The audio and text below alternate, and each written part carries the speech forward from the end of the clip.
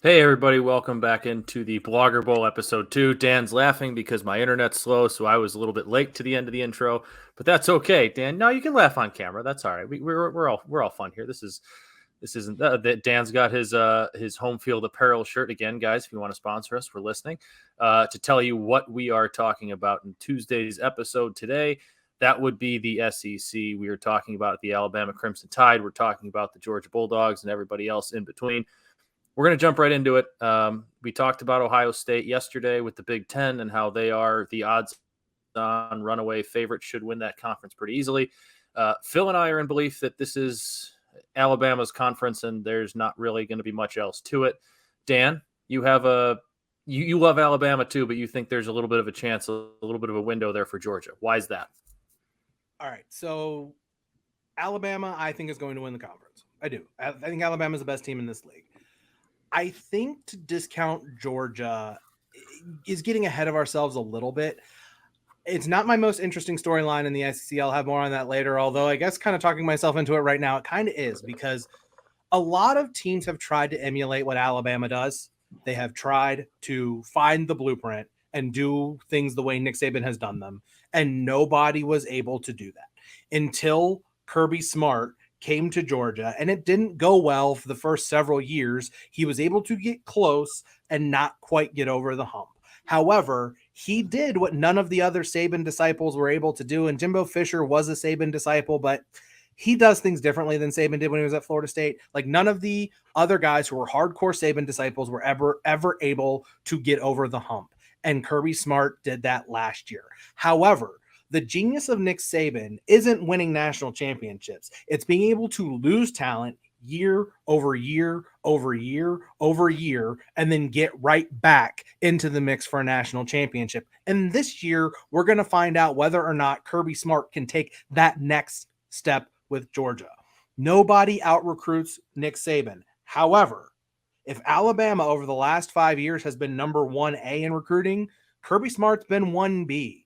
They are right there, less than 2 recruiting points behind Alabama over a 5-year period there. And we all know that this defense has lost a ton of players, but you know how we do that thing where it's like, oh, well, they had all these great players, but the guy coming up behind them might be better. You do that a lot from time to time.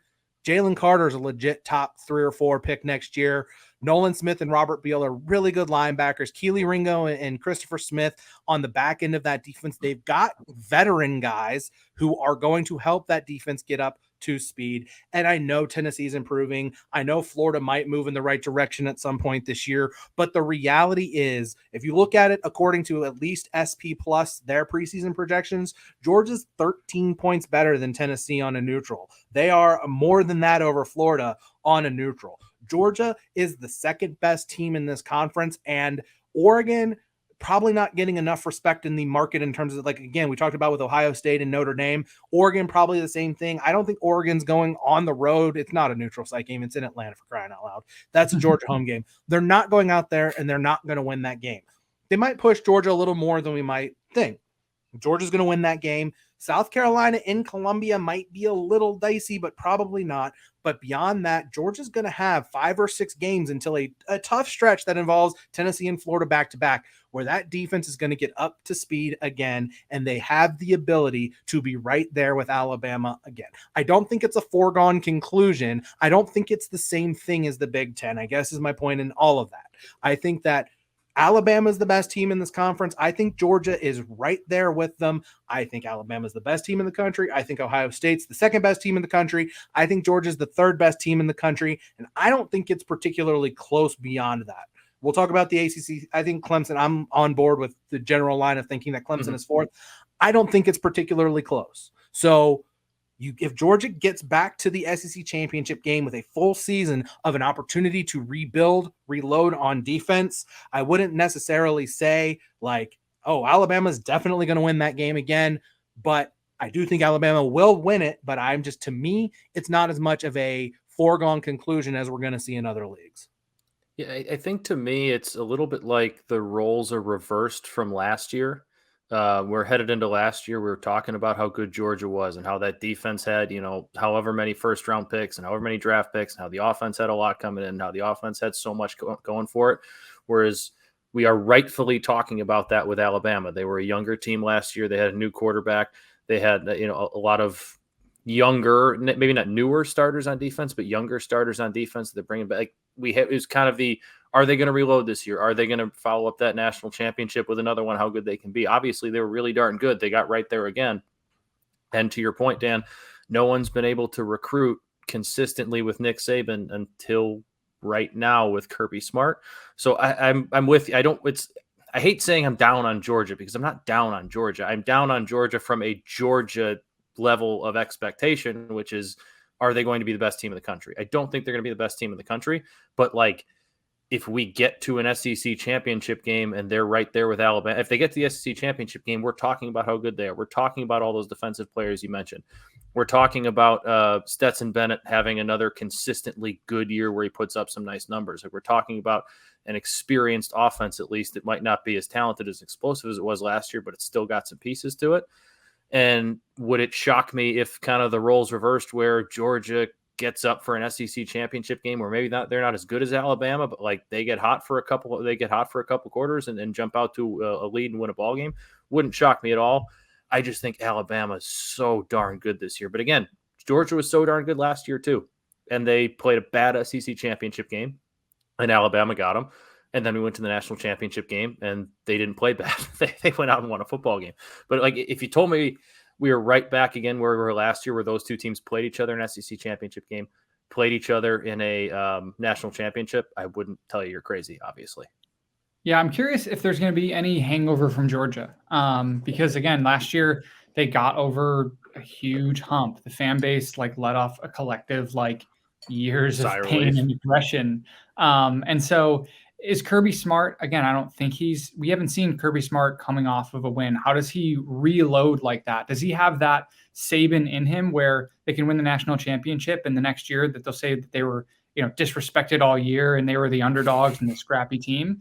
I'm curious how they come back from that experience in the highest level of success, because again, it's not easy to get to the top of the mountain, but how do they do that again? And so that's more from a less X's and O's and people, because I know they have all the talent. I think they have all the coaching, but from a mentality standpoint, do we see any side effects from that? Just from college football is weird. Yeah, I think that's definitely a fair point. I mean, just listening to some of the things that Kirby Smart has said, he may not have said the phrase rat poison at any point or anything like that, but they've been very adamant, him and his players. There seems to be total buy-in, at least from what they're saying, about putting what happened last year behind them for sure, which I definitely think is a fair point when you talk about what their expectation level is for this year. Yeah. My expectations for both teams are Alabama obviously couldn't be higher, but you talked about the letdown, the possibility of a letdown or of a hangover. I did air quotes, but you can't see because the screen is a little bit tight. With Georgia, they lost so much from last year that at least on the defensive side, obviously they bring back Stetson Bennett, but he's not a guy that not worried about a letdown with him because he's a fifth year kind of journeyman who's not journeyman's not the right word, but you guys know what I mean. He doesn't have room for a letdown or else he'll lose his job. And the defense is going to be so refreshed and new that the backups from last year aren't going to have a hangover because while they were their national champions, they didn't really play last year. Yes, they get a ring as they should. They're part of it, but wasn't really their national championship. So there's still going to be that kind of hunger there. It's not like a junior, sophomore loaded team got hot and won a national championship. It's a brand new group. And it's a group that kind of wants to set their own tone as well. It doesn't want to be known as the team that kind of dropped the ball and, came back to the pack instead of staying up where they were. So that's where you obviously have to look out for a hangover, but really just with who? Kirby Smart. I feel like he's been in this situation being Saban's defensive coordinator so many times that you kind of learn how to avoid that hangover, right? Oh yeah. I mean, I think that's definitely part of it for sure. But I mean, it's still that possibility exists. I know we have to keep this one a little tighter than we kept the Big Ten one. So I'm gonna posit a question about Alabama here for you guys before we move on to everything else, because to say, oh well, Alabama's really good, we think they're going to win the national championship, is a boring way to go about business. So what could be the design flaw in the Death Star for this Alabama team to keep them from reaching their level of expectation? I think for me, there's kind of two, I'd say, regular season games for me that are pretty interesting, because I think the thing about the SEC is there's pretty elite quarterback talent that Alabama's going to face this year across the board. So does someone get super hot, and does Alabama have a bit of an off game offensively one day? And so for me, it's looking at, honestly, I'm not saying Texas is Say back what you're by thinking of. Say what you're thinking of. Come on, let's do it. Dan will like this one, but I think there is an opportunity for Texas, first game of the year, for new 5-star quarterback Quinn coming in to get hot, kind of light the world on fire, and strike a wild game, and then completely fall off the map. Because I think that could also happen with Texas there. But I think there's a high, there's going to be a lot of eyeballs on that game, first game of the year. So I think just some of the elite quarterbacks that they're going to be playing this year, if someone each week is their Super Bowl. I know Saban has done this over and over and over again, and everyone takes a shot. But do one of these elite quarterbacks who they're going to play come out and truly have the game of their lives, and not even catch Alabama sleeping, but just out-duels Alabama? I think there could be a game where they could potentially get out-dueled, where a turnover or a special teams touchdown or something weird happens, but the stars really have to align for like someone's like perfect night, is what I'm going to say. I'm not going to derail the conversation, but I will tell you that there is no number under 28 points at which you should bet on Texas against Alabama. Matt, do you have any thoughts on Alabama's fatal flaw? Dan, I would not bet on Texas to beat Alabama, because I'm not a crazy person, just like I wouldn't, even to a lesser extent, bet on Notre Dame to beat Ohio State in week 1. Like, I'm just not going to do it. But like, we've seen weird things, and the year LSU was so good and had one of the best teams we've ever seen in college football, they went to Texas and played a pretty talented Texas team, and Texas gave them all they can handle. I do agree with Phil, though. I think the fatal flaw is where the possible fatal flaw is running into a really hot offenses, because they do play a couple of those. Obviously, we don't know what Quinn Ewers is going to be with Texas, but we do know they have, Dan's not a big believer in running backs can win the Heisman, but Bijan Robinson is a guy that could be a Heisman contender and be a finalist. He's not going to win anything. Okay, whatever. He's an elite running back, Dan. He's one of the best running backs in college football, if not the best. The best. They have a lot of talent on offense. They have to go to an Arkansas team who, honestly, I'm not terribly high on this year, but they return a lot of talent there. They have to go to Tennessee, which obviously they've dominated that rivalry in years past. But like, you want to talk about an offense that could get hot one day, that all the stars can align. They have a Heisman contender quarterback right there with Hendon Hooker. Like, could a few fluke interceptions happen? Whatever, maybe. And then I always circle with them, for whatever reason, Ole Miss, doesn't matter who's coaching there, seems to give Alabama problems. I don't really know why, but that always seems to be a weird game for them. Lane Kiffin's obviously running things there. That's always a high-powered offense. Could something happen there? I don't really know, but that's probably it, is running into a very stars-aligned fluky, not even want to say fluky loss, but perfect game from one of these high-powered offenses that they run into. Also, I guess injuries would be the only other one, because that's everybody's, Achilles heel, is if you get hurt. If Bryce Young, he's a smaller guy. If something weird happens, or a fluky lower body injury happens and he's out a couple weeks, can they get got there? Who knows? But it's running into a team where everything goes against you and everything goes for them, and they still win on a last play or injuries.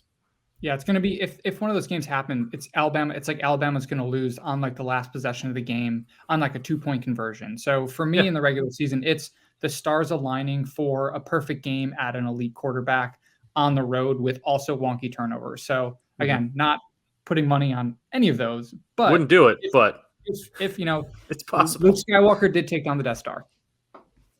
I will say, I'm not even looking as big picture overarching thing. The one thing I'm really interested with Alabama is, Jameson Williams and John Mechie were really damn good. Yeah. And when Bryce Young did not have them available after the second quarter of the national championship game, that offense really slowed. That offense struggled. Jermaine, the fascinating thing about college football, it's another thing that no other sport has. Like, Jermaine Burton wins a national championship at Georgia but also wants to go to the NFL, and playing with Stetson Bennett's not necessarily going to be able to get him there as well as playing with Bryce Young. So he goes to Alabama and is probably their number one receiver. But the inexperience in the receiving room, how the offense is going to look a little different with Jahmyr Gibbs at running back and maybe a little more balance than they were able to, because they could not run the ball last year. And that's why, like, they're a team who played for the national. They won the SEC, played for the national championship, and yet they still get to have that chip on their shoulder. So I know we wanted to talk. Oh, go ahead. No, just going to say I agree. Yeah. I agree. That receiver room reminds me a little bit of Georgia's defensive room. Like, can they reload? They probably should be able to, but it's definitely a question mark. So there's a lot in this conference. Again, like the Big Ten, you take the top two out. There's a lot of intrigue up and down this league. New coaches in some spots, some teams ascending, some teams maybe not so much. But in terms of the thing that you're most interested in, Phil, start with you. What is the most interesting thing for you in the SEC outside of that Alabama-Georgia battle? So I'm excited to see Tennessee this year. Not because I think they're going to compete for a championship, but I think because like I mentioned, I think their quarterback has a extremely high upside. Like, with looking at Hendon Hooker's statistics from last year, it's pretty shocking. He had 31 touchdowns, 3,000 yards, 68 completion percentage, 600 rushing yards, and 3 picks. Like, if you look at that, you're like, wow, that's insane stats. Wow, they went 10-2. Yeah. It's the type of thing where he's a kind of Heisman dark horse, but he has the opportunity to really put up some astonishing numbers. Also coming in year 2 of the program, coming in being the guy. Because if you remember, he didn't start at the beginning of the year last year. And so coming into year, he is the guy. And like I said kind of before, I can see him having one of those games versus one of those top teams in the SEC where he comes, has a perfect game in Knoxville, the place is rocking, has a big upset on the way to a 8-4, 9-3 season. But I think they're going to have a moment this year where you look back and it could be potentially one of the games of the year at Tennessee. Also, just in general, I think the orange and white is fun when the checkered is rocking there. So it's an elite atmosphere in college football. It is. And so I think for me, that's just a really interesting storyline to see. Can he replicate what he did last year coming into his year 2 of the program? And can he have one of those moments or those games where he is such a good quarterback and will have a great year, but can he ascend to that elite level where he's completely locked in and takes over a game? Matt? I cannot stress this enough. He's got I was going to say, I cannot stress this enough. Hendon Hooker is an elite quarterback name. Like, that is such an awesome college football quarterback name. You kidding me? Hendon Hooker? Like, that sounds like a quarterback from Tennessee who won the Heisman on a perfect story season. Yeah. I mean, I think for me, a couple of questions about Tennessee. Tillman's a really good receiver, but they lose everyone's favorite 25-year-old rookie wide receiver, Velus Jones. Velus Jones there. For life.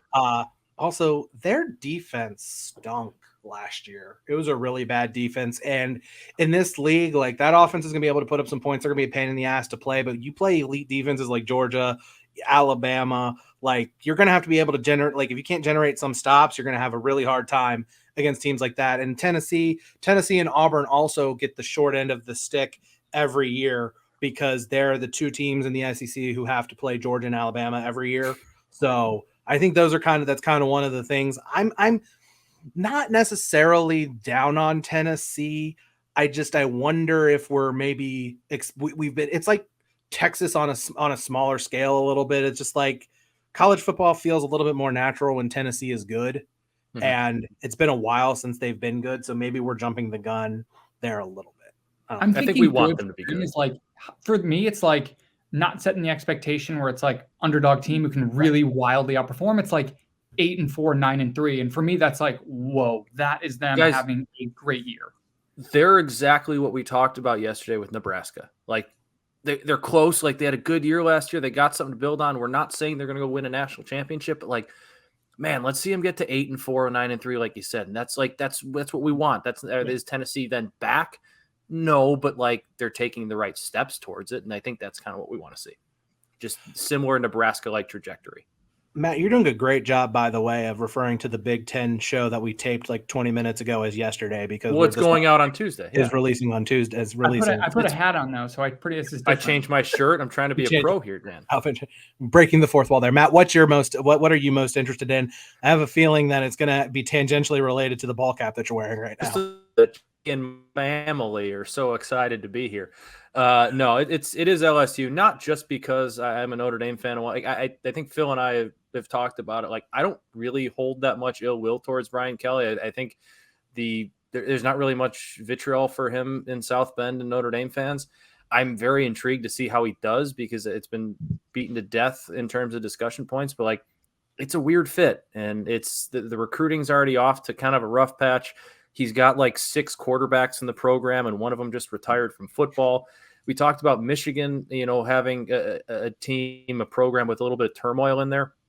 LSU has a little bit of turmoil, and obviously Brian Kelly's not flirting with leaving, but there's just a lot of question marks, a lot of things up in the air, and Brian Kelly in the SEC to me just doesn't seem like a very good fit. Notre Dame's schedules, they weren't as easy as everybody likes to say. I mean, they had 3 or 4 games a year that they kind of had to get up for, but they did have some sleepers. Like there would be 4 or 5 games where, like, all right, like, we're going to sleepwalk through this one and we're going to win. And there were at least 1 game a year. I'm thinking of back to Toledo last year, Vanderbilt a couple of years ago, where Notre Dame should have won by 25, 30 points, and they need the last possession to win a ball game.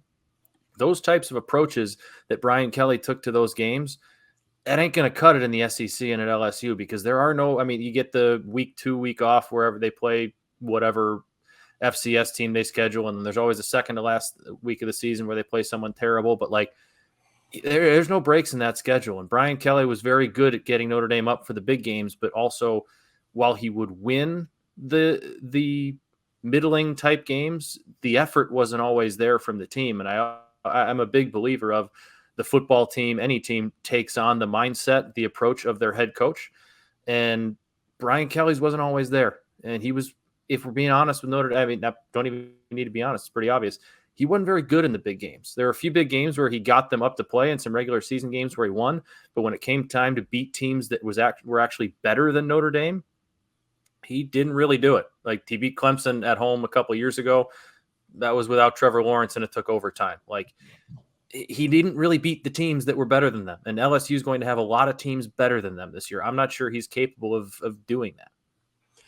I will say this about Brian Kelly. I think he does 2 things. I think there's 2 things there that give him an advantage. One, not necessarily an advantage. He's a remarkably stable, like, the program is going to be a lot more stable than it was under Ed Orgeron and Agreed. Les Miles. And that is something that that program desperately needs.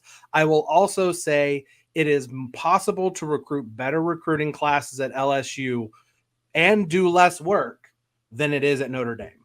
The idea that you can't recruit at Notre Dame is that's an old idea. I understand that. However, you have to put in the work. You can get good players at Notre Dame, but LSU already, there's no other job like it, in that it's a state that provides a lot of natural homegrown talent, and you're not fighting a huge fight with other teams for that talent. Louisiana talent likes to stay at LSU. So I think for him, it's the kind of job where he doesn't have to necessarily bust his ass in recruiting to get good classes in there. And if they can work on the football side of things, then add the stability there, I think it's going to work. I agree that it was a weird fit. Like, it is a weird fit. I think once you get into the football side of things, if he can bring the stability and the just solidness that program has not had at the top for a long time, I think it's going to work. Since Nick Saban was there, really, I think it's going to work out fine. I think it's a job that it's really hard to fail. You have to win a national championship and then start, like, letting your new girlfriend come in and do whatever she wants at practice, and then stop coaching the players. And basically just do what Ed Orgeron did. Other than that, it's a really hard job to screw up. I think it's going to go fine. I don't know what the ceiling is, but I do think he's going to be able to bring in more talent than he would at Notre Dame, just because it's one of the jobs that you can do that. There are other jobs in the SEC where it's not necessarily the case. I think that's one of them. I agree with that. I'm curious the leash that he's going to get. For me, that's the biggest storyline of how long is the leash is the LSU fan base, boosters, et cetera, going to give him is stability. How long can he have that program be stable without winning those big games? So for me, it's, hey, you can have a year and a half, maybe 2 years of stability, but if he doesn't beat the Alabamas, the Georgias, the top tier teams, I think the fan base might get pretty impatient simply because Brian Kelly is an easy guy to dislike. And so I think just likability factor, if he's not winning, he's not going to get that much of a leash from the fan base. And I think because he's seen as an outsider in that state and because he's kind of blown up a little bit with his weird recruiting antics and his family talk, he's going to be someone where college football, I hate to say it, actually I don't really hate to say it, it's probably not going to be rooting for him because he's not like a storyline that people are going to love. He's a good, really good to great college football coach. But when he's losing, people easily can take jabs at him and like to see him fail. So that's just kind of my general thought there. But I think he's going to do a good job. He's a really good coach, really good organizer. And as you mentioned, he's going to bring stability to that program. Yeah, he's going to bring stability. The leash is exactly right. He's going to bring stability, and he's going to get that program to a point where they're, within a year or two, where they're 8-4, 9-3, 10-2. And that was good enough at Notre Dame because they don't have to. There's a lot less top tier teams that they play until they get to a playoff that they had to worry about. But I don't know if that's going to work here. But I know we got to get rolling. We can get to best bets here. I don't get to do a storyline. I thought yours was Georgia. No. Mine was going to be Texas. Oh, sorry. Thought yours was Georgia. My bad. Go ahead. No, what's your best bet? Or your storyline? Mine was. I just wanted to make sure we get to mention Texas A&M here, a program that is paying Jimbo Fisher to win national championship, paying him the salary to win national championships, and he coaches them at an annual 8-4 level. And that's not me as a Texas fan, being that guy. That's basically what he's been while he's there. They beat Alabama last year, and that was a great win for that program. They bring in a recruiting class that was out of this, one of the best recruiting classes ever. And that's not really going to matter in 2022. 2023 and 2024, those guys are really going to help make something of that program. But Jimbo Fisher needs to find a way to get this team to achieve at a level higher than they have for what they're paying him. And if you look at their schedule, man, they play Sam Houston, okay, easy win. App State's not a team that you can just expect to roll out of bed and beat. They'll win, but hey, man, that's a team that's probably going to win the Sun Belt. The Miami game, if I talked about the Oklahoma-Nebraska game yesterday, as really intriguing. Miami, Texas A&M, just the same. Arkansas, Texas A&M is almost always a weird game, and Arkansas beat them last year. Mississippi State on the road, Alabama on the road, South Carolina on the road, back to back to back before you get Mississippi and Florida at home. You have to go to Auburn. You get LSU at home, which is another game that's weird. There's a lot that it's going to be a tough schedule. We don't know if they have the quarterback or not, although someone made the point that I saw yesterday that I think was interesting. Zach Calzada looks like he's going to be the third stringer at Auburn. He couldn't even end up with the backup job. So if Jimbo could get as much out of that team with him last year, if Haynes King is healthy and is that dude, great. And they have Connor Wegman, the 5-star coming in, maybe it's going to be there. But, at a certain point, Jimbo Fisher's got to turn some of this oil money into wins. And it seems like it might be a little tricky to do that this year with the schedule that they have, is even though their talent level is pretty high. I mean, again, they recruit as well as anyone in the SEC outside Alabama and Georgia. But, man, at a certain point, he's got to start putting some wins up.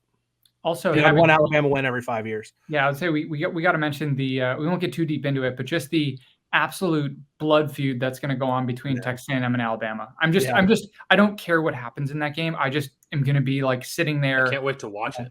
That's just for whatever outcome is going to be just incredible storylines and quotes, and maybe a super aggressive handshake. Who knows? Oh, I mean, Alabama's going to kick the crap out. Yeah, they're going to beat the shit out of them. But I just want to see Jimbo's sour face after and hear him, squeal after the game a bit. I just want to know if he's going to complain in the press conference or not. Well, you won't be able to understand what he says because he talks so fast anyway. All right, best bets, Phil. You're buying what Shane Beamer and company are putting down there in Columbia. I am simply because, again, I think he took them to the first bowl game since 2018, ended up on a 7-win season last year. And again, it's by no means easy, but I am going to buy stock in Spencer Rattler this year. So he is a kid who I think should show some maturity, some humility. You'd hope. He came from the that Netflix documentary. He got a bad rep, deservedly so, because he was absolutely little kind of punk on that show. Came in, was a punk at Oklahoma, and then got beat up by Caleb Williams. Now goes down. I think Shane Beamer is a good coach. I think the schedule is tough but manageable. When you look at winning, stealing a game at Florida at the end of the year. But people I think are quick to write him off. I mean, if you're looking at the beginning of last year, he was the projected number 1 overall draft pick in the 2022 NFL draft. So the talent is absolutely there from a quarterback perspective. And I think they have a good enough offense. And if Spencer Rattler can be not even who Spencer Rattler is projected to be, but a, top 10, 15 quarterback, he has all the elite tools to put some things together. Because he threw for, almost 30 touchdowns and 7 interceptions in 2020. And he had a bad year with a elite freshman quarterback breathing down his neck. He goes in.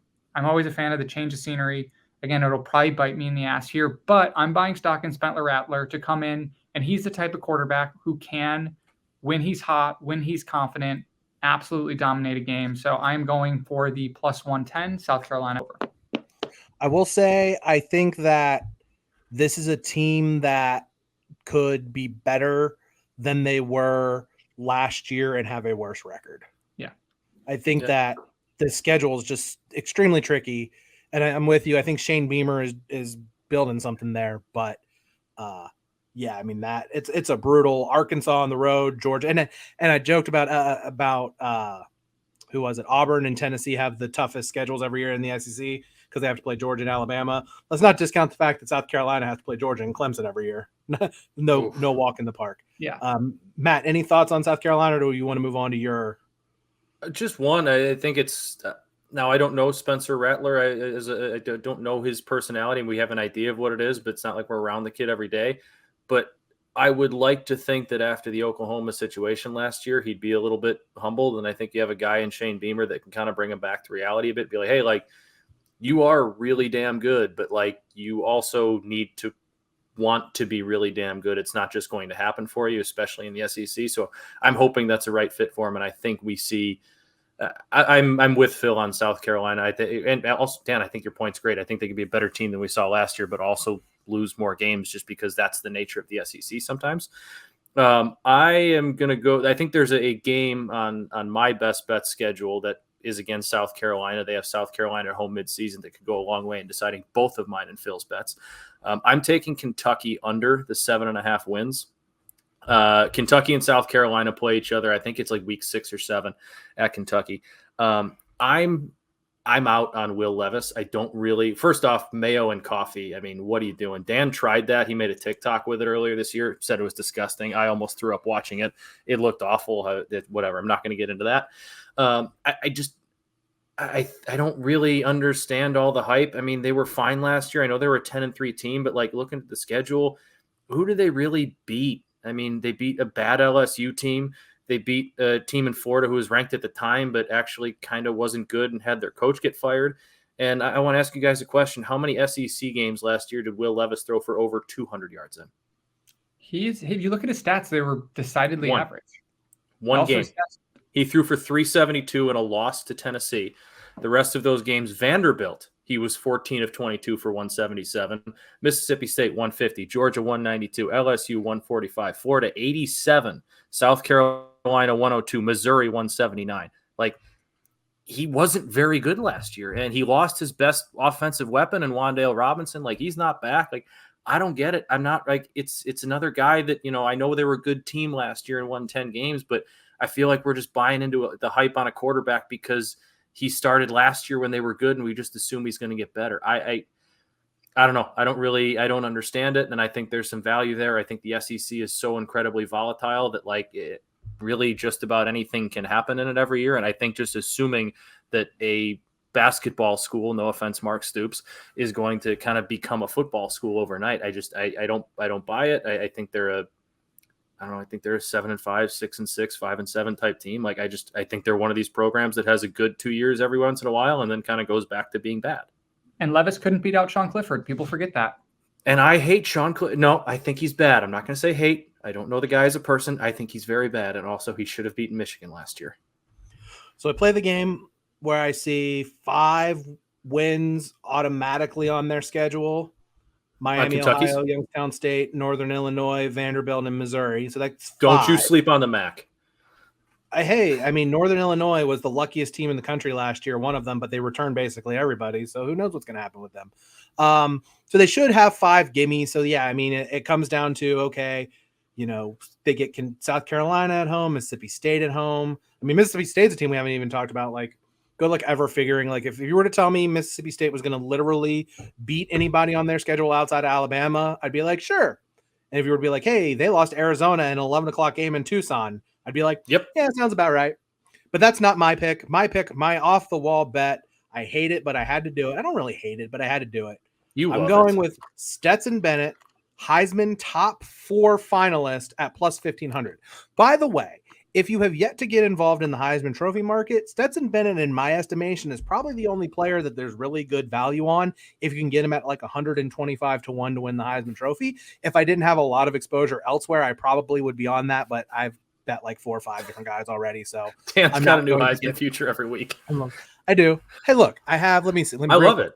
Will Anderson, Jahmyr Gibbs, Travion Henderson, Cameron Rising, and the guy from NC State, Devin Leary. The guy who says to never bet a running back to win the Heisman has 2 running backs in his Heisman Trophy. Go to betspurts.com, and I wrote about why I don't think Heisman Trophy running backs are going to win the Heisman Trophy. However, I know smart people who are on Travion Henderson, and Jahmyr Gibbs was just a contrarian play against Bryce Young if Alabama is going to do it. If a running back's going to win the Heisman Trophy, they're going to play for a team that plays for a national championship. And that said, Gibbs coming out of the backfield as a receiving threat, that's real. So I think looking at him as a dual threat is kind of he could put up some significant receiving yards. And so I think that might give him a nice bump.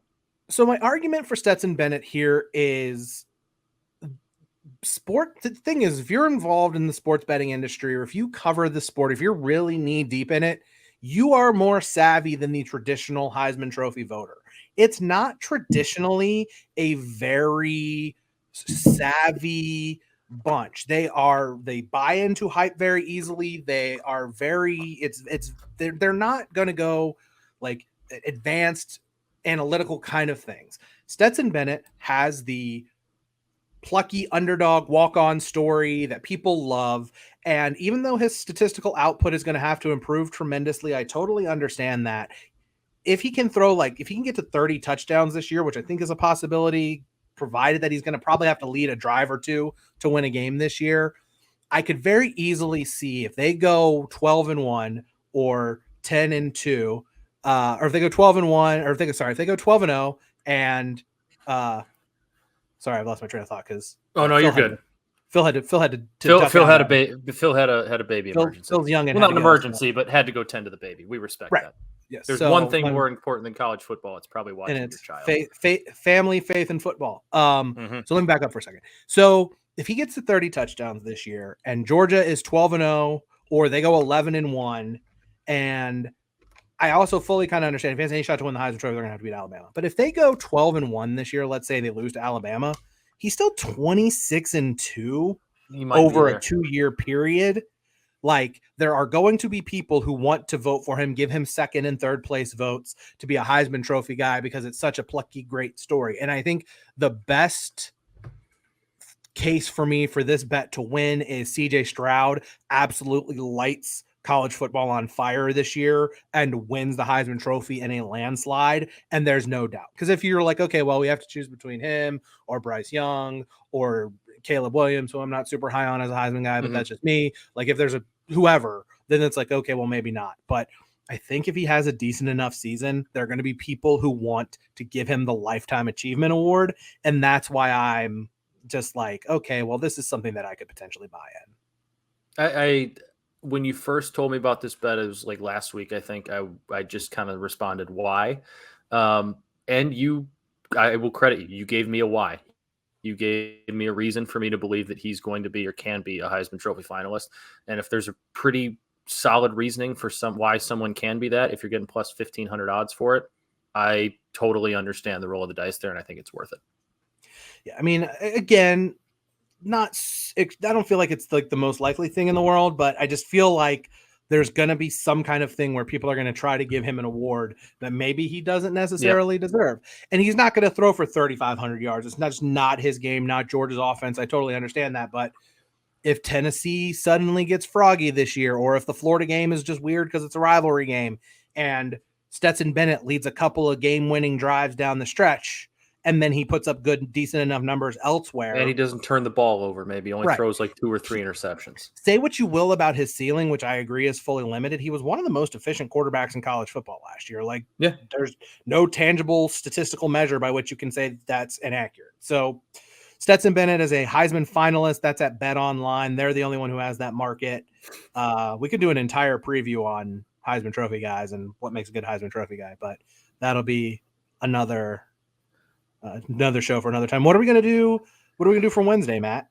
Probably Pac-12, I would think. I would think the Pac-12, Big 12, ACC, or whatever we can figure out. All right, so we'll do the Pac-12 on Wednesday and the Big 12 on Thursday. Yeah, there you go. Wink, wink. Cool. I like it. Yeah. That's when you guys will see these previews. We might. That's what I need. That's what I need to know. That's when you guys will see of having my what's it called? My research. Do my research on those teams. Exactly. All right. These are going longer than we thought they were. You know that I feel like that's a good thing, Dan. It's better than it's better than if we were done after 10 minutes and had nothing else to say. But knowing the three of us and how much we love college football, I think that's pretty damn near impossible. Thanks for joining me, Phil.